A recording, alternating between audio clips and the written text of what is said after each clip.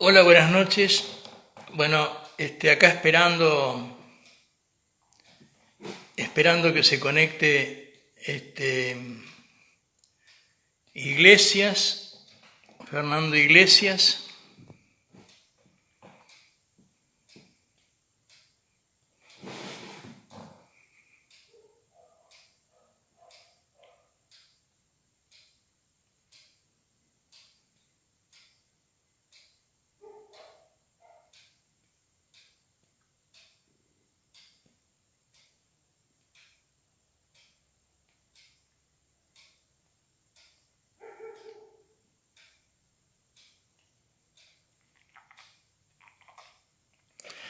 Les cuento que el miércoles, en principio, vamos a tener a Álvaro Sicarelli, el jueves al doctor Carlos Caballero Martín, que lo va a entrevistar Martín Rabasi, que recién entró.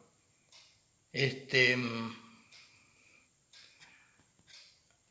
Así que bueno, vamos a esperar un ratito más a ver si se conecta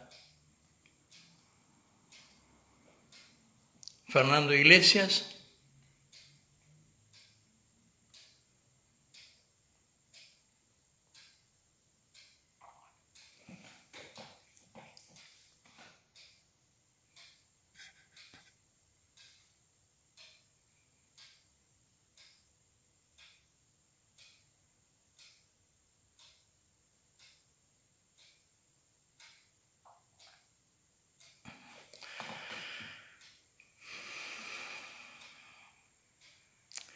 Esperando a Fernando Iglesias,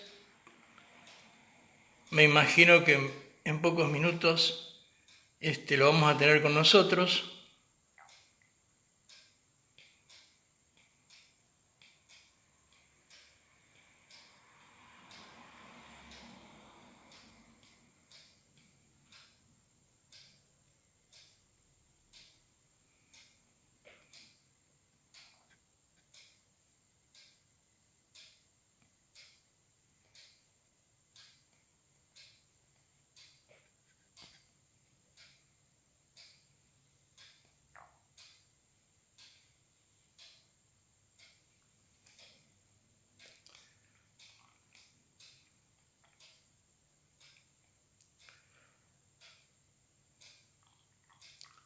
Estimo que en unos minutos lo vamos a tener a Fernando acá.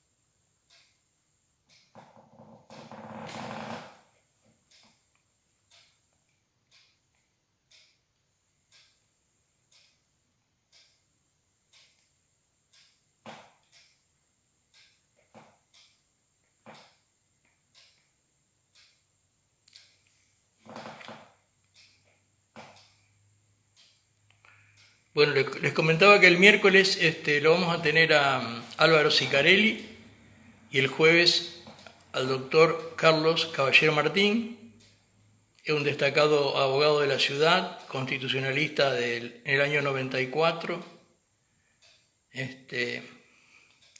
Y bueno, y estimo que en pocos minutos más vamos a tener a Fernando Iglesias.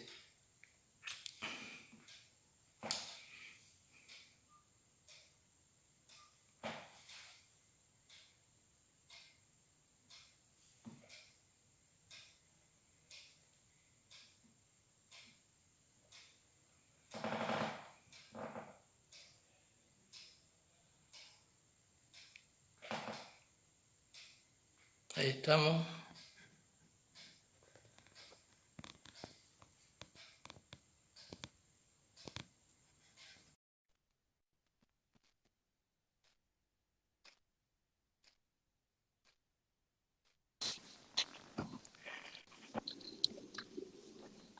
Hola Fernando, buenas noches. Hola, ¿cómo están? ¿Bien? Bien, muchas gracias, un gusto tenerte con nosotros. El Nosotros gusto es estamos, mío. bueno, gracias. Nosotros estamos en la ciudad de Santa Fe. Te comento rápido. Somos una asociación que el objetivo es difundir ideas de libertad, de república, de democracia, de valores éticos. Y bueno, y en esta, un poco para matar el inmovilismo de la cuarentena, iniciamos esta actividad que es estas entrevistas, estas charlas a través de Instagram. Bueno, como para empezar, una pregunta que tengo acá.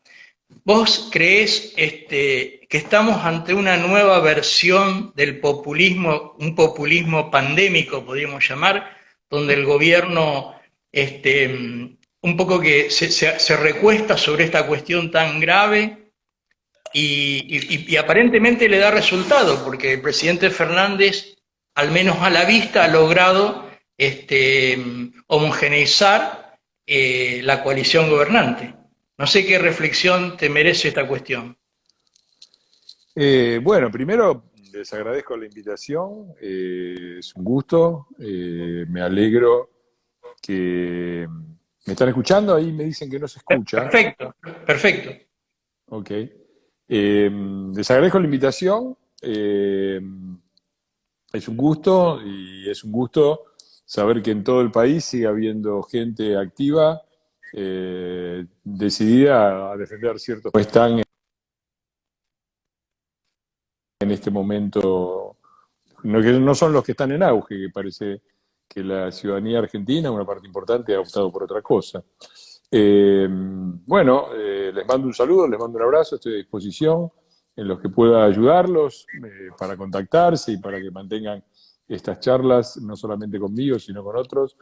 Me avisan y vamos tratando de conectarlos. Hay muchos diputados que están disponibles.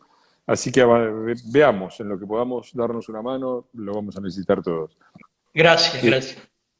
lo otro es la pregunta. Mira, yo justo había, eh, eh, estaba terminando un nuevo libro sobre el peronismo. Eh, Estábamos buscando el título y el concepto central y al final se impuso solo, que es el medioevo peronista. Es decir, estamos volviendo a hábitos y prácticas políticas y a concepciones económicas medievales. Y casualmente en el medio de que estaba escribiendo eso apareció otro drama medieval, que es la peste, un drama típicamente medieval. Cualquiera que mire un poco va a encontrar los antecedentes que ha habido. Y es cierto que el gobierno es muy habilidoso y está usando esto para reafirmar su posición, para desgastar e intentar separar a la oposición. Creo que Alberto es un experto en eso, es lo que ha hecho siempre. Todos nos acordamos de Borocotó y nos olvidamos que quién fue el que habló con Borocotó la semana anterior, fue Alberto. Eh, Así que sí, coincido en eso. Yo no diría que ha logrado monopolizar. Eh, Me parece que hay muchos movimientos. Hoy el movimiento de Pietragala no creo que le simpatice a Alberto. No le importa nada. Yo tengo la peor de las opiniones de Alberto. Me parece es la típica pareja peronista, el cínico y el fanático, ¿no? Perón y Evita, Néstor y Cristina, ahora es Cristina y Alberto. Los fanáticos siempre necesitan un cínico capaz de subirse a cualquiera. Eh, yo no creo que si deciden radicalizar el sistema y el gobierno vayan a necesitar sacarlo a Alberto. Alberto se va a proponer él mismo para estar ahí, por ahí lo echan, pero... Así que sí, lo que les ha dado, hoy decía lo de Pietragala, me parece que es algo que, más allá de que no creo que conmueva las fibras morales de Alberto, no creo que lo haya buscado él, eso es Cristina, eso es un... Y el gobierno me parece que obviamente han tenido en este momento de emergencia, como sucede siempre en las emergencias, está pasando en todo el mundo tiende a buscar un papá que lo proteja y a sacrificar libertades a cambio de una seguridad que después se revela ilusoria, porque perdés las libertades y no ganás ningún tipo de seguridad.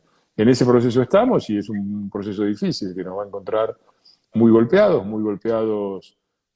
como país, muy golpeados como Cambiemos o como Juntos por el Cambio, y muy golpeados como PRO, porque hay una fuerte disonancia interna sobre cómo enfrentar esto.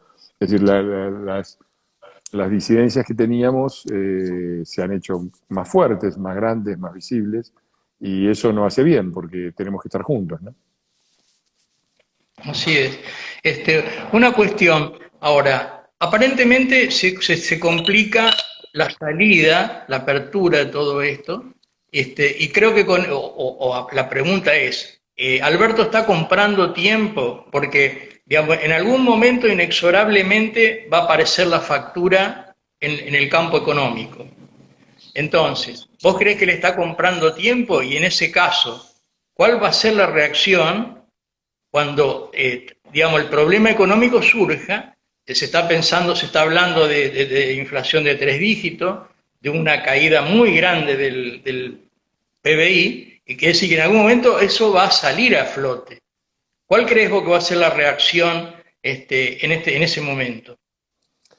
Mirá, yo creo que el gobierno ha hecho todo mal, excepto meterse en la cuarentena, pero aún ese meterse en la cuarentena es por lo menos complicado. Cuando uno mira lo que está pasando en Uruguay y en Chile, están obteniendo resultados parecidos con un impacto económico mucho menor. Justamente ahora estamos tratando de armar yo soy presidente de la Comisión del Mercosur y estamos tratando de armar un Zoom con los diputados y senadores uruguayos para que nos cuenten un poco cómo están haciendo y cómo se sale de esto. El gobierno ha hecho todo mal, lo del Ginés es un papelón irreproducible desde febrero y desde antes que el AR está avisando controlen Ezeiza, no controlaron Ezeiza, no compraron respiradores, no compraron insumos, tuvieron un montón de tiempo a favor que desperdiciaron. Creo que el único país de la región que lo está haciendo peor es Brasil, y el resto me parece que ellos lo que han hecho es simplemente sacrificar todo a la cuarentena y la economía que se arregle, y esa es una cuestión de doble filo. Es de doble filo porque, por un lado, lleva la situación al lugar donde ellos quieren. Nos llevan a Venezuela a romper todo el sector privado, a ponerlos de rodillas y que queden solamente los que el gobierno quiere que quedan y los que se vayan a someter al gobierno. Eso ahora es una movida que tiene, desde el punto de vista social, tiene un costo enorme.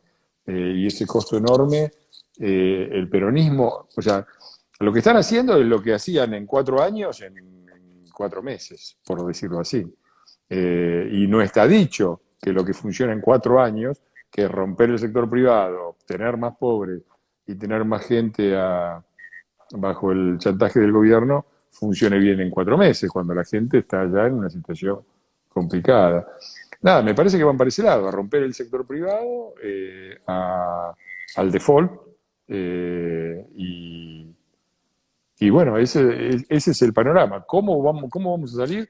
Es imposible decirlo. Es un escenario tan complicado a nivel mundial, y donde hay demasiados factores en juego. Mañana nadie calcula que vaya a haber una vacuna rápido, pero nadie calculaba tampoco que iba a haber coronavirus. Así que andás a ver. Normalmente se habla de vacuna para septiembre, octubre, con suerte. ¿Cómo lo van a manejar? Lo están manejando muy mal. Están apostando a una sola carta, que es la cuarentena. Es una carta. El problema que tienen ellos siempre es el mismo. No entienden que los recursos son finitos y por lo tanto los dilapidan. Creo que están dilapidando la cuarentena. Se apuraron, probablemente se hayan apurado, en vez de poner una serie de medidas progresivas y testear, lo que han hecho es una cosa bien autoritaria, ¡pum! Y esto ya está pasando factura, ¿no? A mí me preocupan, yo estoy mirando dos cosas. El nivel de ruptura de la cadena de pagos y de pago de sueldos, que me parece que se va a agudizar muchísimo en los primeros días de mayo. Y lo otro que estoy mirando, que es la única estadística sanitaria que les creo, es el nivel de ocupación de las camas, ¿no? Y lo que está pasando en los hospitales. Porque los muertos y los testeados y todo eso no les creo nada, cero les creo. En cambio, bueno, lo que no van a poder esconder es si se atestan los hospitales. Y me parece que el primer síntoma preocupante que tenemos en ese sentido es el altísimo porcentaje de personal sanitario que está infectado, que proporcionalmente es el más alto en el mundo. No es raro porque no los han entrenado, no los han preparado, no les han dado equipo, el habitual desastre, y eso es un problema serio, ¿no? Lamentablemente estamos en una situación horrible en donde tanto lo sanitario como lo económico creo que van a tender a agravarse. Claro, perfecto. Bueno, una cuestión que teníamos antes de la pandemia y una cuestión que es global, hemos visto en muchos lugares una crítica a las democracias, como exigiéndole cosas que las democracias no eran capaces de proveer. Y un poco como remedio a esa cuestión apareció la mayor participación de la ciudadanía a través de distintos medios, a través de ONG, digamos, incrementando la gobernanza. Ahora, esa herramienta que surgió en el mundo, un poco hoy se ve contrapuesta, en tensión, con esa vigilancia totalitaria que están poniendo incluso muchos estados democráticos por esta cuestión de la pandemia. No sé si ves esa cuestión y qué reflexión te merece esto.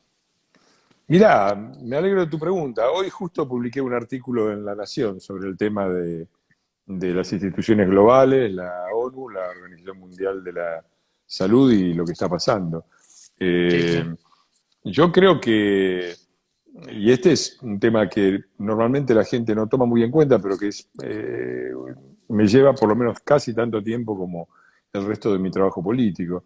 Yo creo que las instituciones de la gobernabilidad global atrasan un siglo. Nosotros tenemos una tecnología del siglo XXI, tenemos una economía de finales del siglo XX y tenemos instituciones que básicamente fueron pensadas en el siglo XIX, los estados nacionales fueron pensados en el siglo XIX y que cumplieron una función maravillosa que hoy ya no pueden cumplir por sí solos y que hay que complementarlos. No se puede tener una sociedad global en donde no haya ningún tipo de regulación de estos temas. Hoy, y me parece que la respuesta que da Trump y la respuesta que dan los nacionalistas y los soberanistas va en el sentido opuesto a lo que se necesita, porque el gran problema de la Organización Mundial de la Salud es que es muy débil, no es que es muy fuerte, es muy débil. Entonces cualquier país, cualquier conspiración, cualquier coima, te mueve. El tipo que dirige la Organización Mundial de la Salud no lo conoce nadie. ¿Cómo puede ser? ¿Cómo es posible? No hay una gran figura de los tantos presidentes que han salido de su gestión. Enrique Cardoso, Felipe González, Bill Clinton, Obama, el que vos quieras, que quiera hacerse cargo de la Organización Mundial de la Salud. Digo, hay un debilitamiento de las instituciones de este tipo, no están financiadas.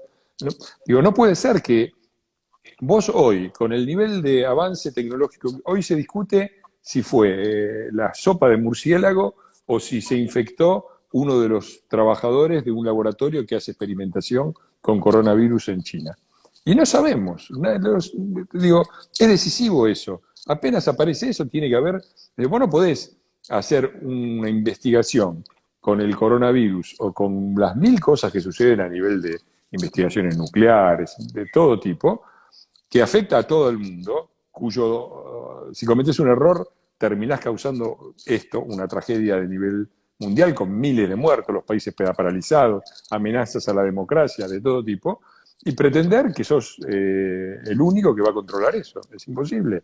Tiene que haber un sistema de control estricto de este tipo de experimentos, tienen que ser abiertos, públicos, tiene que haber una Organización Mundial de la Salud transparente, con autoridades prestigiosas que se hagan cargo. Tenemos que desarrollar un sistema de gobernanza global acorde al nivel de tecnología que estamos manejando, porque si no, es como tener una Ferrari y quererla manejar con el manubrio de una bicicleta, nos vamos a matar. Y ya nos estamos pegando muchas piñas. Esta es una, ya hubo otras pandemias, esta se veía venir, la anunció Bill Gates, la anunciaron un montón. El tema del cambio climático es otro, el tema de la proliferación nuclear es otro. Ya tenemos un loquito armado en Corea del Norte con armamento atómico y no es difícil de controlar. Digo, estamos yendo a escenarios muy complicados, no solo a nivel nacional, y por supuesto la que pierde es la democracia, porque en el medio de todo esto lo que prolifera son los países no democráticos. El que va a salir mejor parado de esto, por ahora, es China, y eso es un problema, porque los primeros que tendría que plantear esto, que es la aplicación de los principios políticos del federalismo y de la democracia a nivel global, deberían ser los países que los aplican internamente, empezando por los Estados Unidos, que son el primer gran país que conjugó los dos juntos, el federalismo y la democracia, hace 200 años. Entonces, el legado de Estados Unidos al mundo debería ser esto, el legado de la Unión Europea al mundo debería ser esto. No lo han hecho, han perdido el tiempo, hubo una gran oportunidad después de la caída del muro de Berlín, no se avanzó en este sentido y hoy pagamos las consecuencias. Bueno, en esta cuestión global hay una opinión de mucho peso en el mundo, que es la opinión del Papa Francisco. Un poco leyendo Laudato Si, no me voy a referir a la cuestión de la fe, sino más bien a las cuestiones que podríamos decir que tienen implicancias políticas. Ahí él plantea algunas cosas, como por ejemplo, una incompatibilidad parecería entre la humanidad y la ecología del planeta Tierra, como plantea una tensión como si fuesen incompatibles.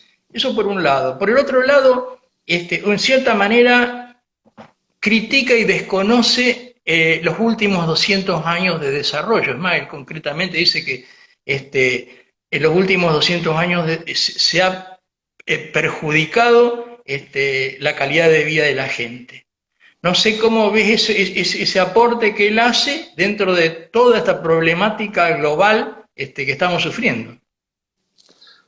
Bueno, son cosas muy contradictorias. La primera, me parece que el rol que juega el Papa dentro de la política argentina es lamentable, ¿no? Creo que lo dijo bien, creo que Fernández Díaz fue el autor de la frase, que más que ser un Papa en el Vaticano, pareciera que se cree que es Perón en Puerta de Hierro. Y me parece que esa intervención es inaceptable y la he criticado y la voy a seguir criticando.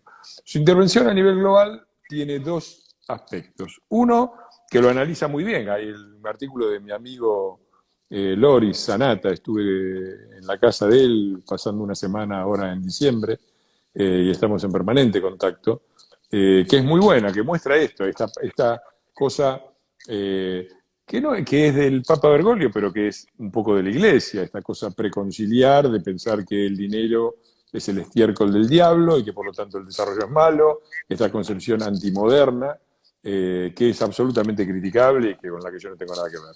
Pero también hay una parte interesante en Laudato Si, que recoge una vieja tradición católica. Y eso yo lo miro con mucha atención. No tengo grandes esperanzas en Bergoglio como persona, pero sí en esa tradición católica yo soy agnóstico y muy crítico en general del rol que han jugado las religiones en política. Pero ahí hay un punto interesante. Hay un punto interesante, ¿por qué? Porque remonta a algo que viene de Juan XXIII, que fue el primer papa que habló sobre la necesidad de crear una autoridad pública mundial. Así lo llama Juan XXIII, así fue rebotando en las diferentes encíclicas de todos los papas, y así está en Laudato Si, la necesidad de que para los asuntos públicos mundiales tiene que empezar a aparecer una autoridad pública mundial, que no tiene que tomar la forma de un Estado ni de un gobierno totalitario y todo lo que demás, pero que sí tiene que tener injerencia en estos grandes asuntos, porque es lo mismo que sucede en un país. Un país es más que la suma de las provincias, y por lo tanto necesita un sistema político de representación del interés general del país por encima del de las provincias. Y el mundo es más que la suma de los países, y empieza a serlo cada vez más, y lo estamos viendo.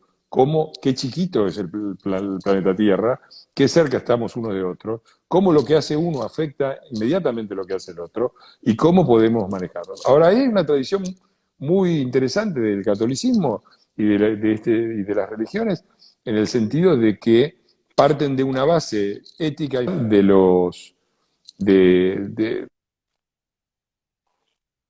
de la humanidad. Todos somos hijos de Dios.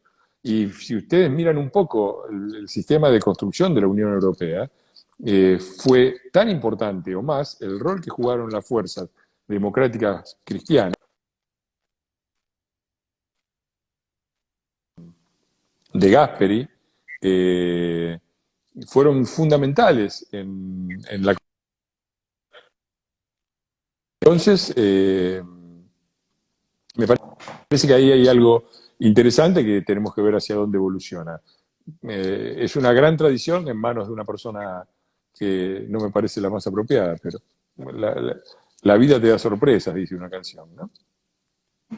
Bueno, no, una cuestión ahora que podemos ver también en muchas sociedades y particularmente en nuestro país. Hay en una gran cantidad de gente hay un reclamo cada vez mayor de mayor intervención del Estado. Cada vez se le reclaman más cosas. Ahora, se reclama salud, pero yo, para mí, me busco mi prepaga.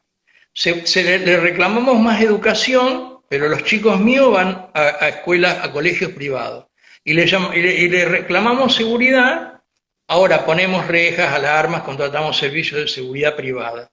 Ese doble discurso que tenemos en la sociedad, ¿cómo se compatibiliza para canalizarlo hacia buenos resultados, digamos? Eh, bueno, sí, ahí hay una contradicción evidente, ¿no? Que atraviesa toda la política argentina y que atraviesa el país. Eh, y que tiene que ver justamente con eso, quiénes son los que aportan al sistema estatal y quiénes son los que reciben. Y esa es hoy es la gran divisoria. El peronismo presenta siempre esto en términos de pobres contra ricos, porque es cierto que los que dependen más son los pobres, pero siempre utilizan ese argumento para sacarle a los aportantes y para darle a los subsidiados. Que no son todos, los subsidiados no son todos pobres. ¿Eh? Recordemos que ahora estoy estudiando para el libro justamente los datos. Nosotros bajamos la, la carga impositiva del 26 al 22% y la mayor parte fueron subsidios energéticos. Y la mayor parte de los subsidios energéticos no iba a la gente de bajos recursos que pagaba la garrafa de gas muy cara, sino que iban en forma indistinta. Y por supuesto, los que más consumían, que son los más ricos, tenían un subsidio mayor. Entonces, los subsidiados, la diferencia entre subsidiados y aportantes al sistema es lo central. Y eso lo ves en todo. Cuando vos ves cómo votan, cómo se vota, es todo el tiempo así.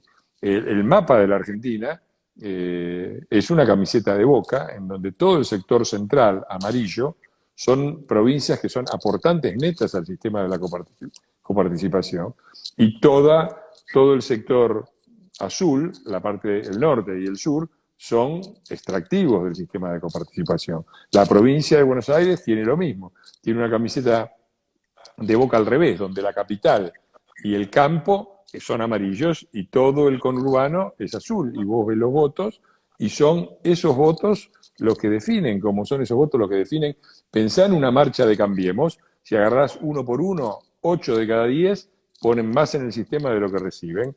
Agarrá una marcha de ellos y 8 de cada 10 es más lo que sacan que lo que ponen. Entonces, el gran problema es que están matando a la gallina de los huevos de oro, ¿no? El sector privado cada vez aguanta menos, cada vez está más complicado todo. Eh, y por supuesto, todo lo que está pasando, bueno, nosotros fuimos muy criticados por gobernar para los otros. Yo lo he estudiado y creo que haber juntado unos ciertos datos que demuestran que eso no es así, que en realidad es cierto que la clase media pagó un poco el pato de la boda durante algún periodo, pero también tuvo medidas. Pero fuimos criticados por gobernar para todos, que es una obligación republicana. ellos gobiernan solamente para los de ellos. Y eso es lo que hacen todo el tiempo. Van con los jubilados, le sacan la plata a los que aportaron y se la dan a los que no aportaron, que los pusieron ellos.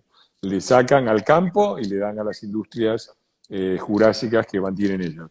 Le sacan a la capital federal y a las provincias avanzadas para darle a las provincias que dependen del sistema. Bueno, está muy claro cuál es la diferencia. Y me parece que tenemos que ser muy claros al plantearlo para salir de la trampa que ellos plantean, que es saquémosle a los ricos para darle a los pobres. No es así. Le sacan a los que hacen el esfuerzo productivo para darle a los que viven colgados del sistema. Sí, sí, perfectamente. Y la siguiente cuestión tiene que ver precisamente con esto. El proyecto de Máximo Kirchner y Heller, del impuesto a las supuestas grandes fortunas. Bueno, eso está claro. Eso es uno de los grandes problemas que enfrentamos ahora. Nosotros hemos sido muy criticados porque no ha habido sesiones. La verdad que no tenemos la culpa de que no haya sesiones, porque nosotros no tenemos mayoría. La mayoría la tiene el oficialismo, el único que puede convocar a una sesión es el oficialismo y obviamente no lo hacen, pero ahora nos enfrentamos a el siguiente problema, que es que haya una sesión, que ellos tengan la mayoría y que metan el proyecto de Máximo, y nos parece que es una locura, nos parece que acá otra vez aparece esta diferenciación entre subsidiados y subsidiadores. Nosotros creemos que lo que hay que hacer es bajar impuestos. Porque la mejor forma de que las empresas sobrevivan es, primero que nada, después vemos si le dan un crédito, después vemos si le ayudan a pagar los sueldos. Lo primero es que le bajen los impuestos, porque no tiene lógica que yo te cobre un impuesto para después darte un subsidio. ¿Eso qué es? Eso es simplemente el Estado poniéndote a vos como cliente, ¿no? Transformar al ciudadano en cliente, que es el gran proyecto de estos muchachos. Por lo tanto, nosotros estamos en contra de la suba. Sabemos que de acá vamos a salir si el sector privado logra sobrevivir y empujar la economía cuando termine la pandemia. Y vamos a tratar de salvar dentro de nuestro escaso poder político el sistema productivo. Obviamente, ellos apuestan a todo lo contrario. Mira, acá una de las preguntas que veo es si existe alguna forma de presionar para poder sesionar en el Congreso. Y si eso fuese así, vamos a suponer que por alguna cuestión, por un error, puede ser que se sesione. ¿Qué probabilidades hay respecto de la ley de los superpoderes? ¿Será posible de alguna manera no sé si será posible sacarla, pero de alguna manera poder establecer algún control, algunas restricciones? Sé que fue prácticamente imposible, pero no sé, ¿cuál es tu sensación, tu idea de este tema? Miren, muchachos, no, discúlpenme, me gustaría poder decirles otra cosa, pero estamos en minoría, no hay tanta diferencia entre nuestro bloque y el bloque de ellos. El problema es que todo el bloque del medio vota con ellos, les da quórum y les vota los proyectos. Ya lo vieron en la sanción de... Hoy están gobernando con la ley de emergencia que pusieron apenas llegaron. Y nosotros nos opusimos, no dimos quórum, hablamos en contra, hicimos todo lo posible, la sancionaron, está ahí. Es una situación muy complicada y nos tiene que llamar un poco a la reflexión, ¿no? Porque escucho todavía muchas voces de que deberíamos ampliar al sector del centro, que no son kirchneristas y qué sé yo. Nos han jugado en contra siempre, nos han sacado todo lo que han podido mientras éramos gobierno, han votado en contra, les han dado todo el poder a ellos. Ahora tenemos ahí a los tránsfugas de Ramón y los 3 diputados que se nos fueron a nosotros, armando un bloque en el medio. Perdón que me están llamando a la puerta un segundito. Disculpen. Sí. Estoy en una conferencia, porque me llamás en media hora. Está tu mujer abajo con todas las cosas para que la puedas ayudar. Sí, gracias.